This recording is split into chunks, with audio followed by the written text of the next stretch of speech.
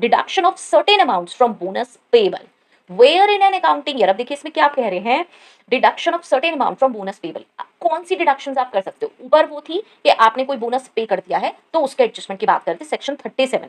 अब यहाँ पे क्या बात कर रहे हैं हम, डिडक्शन ऑफ सर्टेन अमाउंट, कोई अमाउंट हम डिडक्ट कर सकते हैं क्या बोनस पेबल में से, कौन सी कर सकते हैं। Where in any accounting year an employee is found guilty of misconduct causing financial loss to the employer.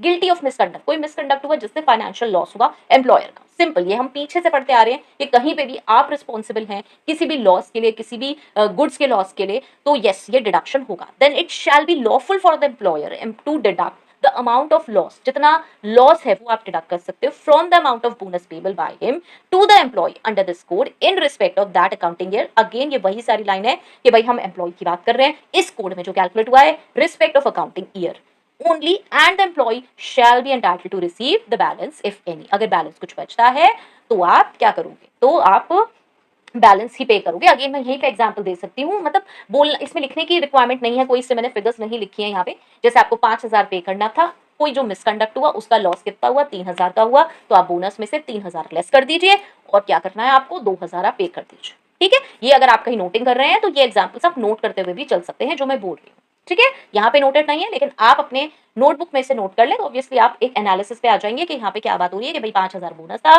Guilty of misconduct 3,000 हो गई, तो उसे हमने लेस करके 2,000 का पेमेंट कर दिया। ठीक है, ये यहाँ पर इतनी सी बात कह रहे हैं। चलिए नेक्स्ट आता है हमारा 39, सेक्शन 39। आई होप सो ये क्लियर हो रहा होगा। एंड प्लीज मुझे मैसेज करके जरूर बताएंगे हेल्पफुल हो रहे हैं नहीं हो रहे हैं, बिकॉज मुझे यहाँ पे मैसेजेस नहीं आ रहे कुछ भी खास कि ये आपको क्लियर हो रही है या नहीं हो रही है। देखिए बेयर एक्ट की लैंग्वेज कितनी इजीली हम समझ रहे हैं। ठीक है,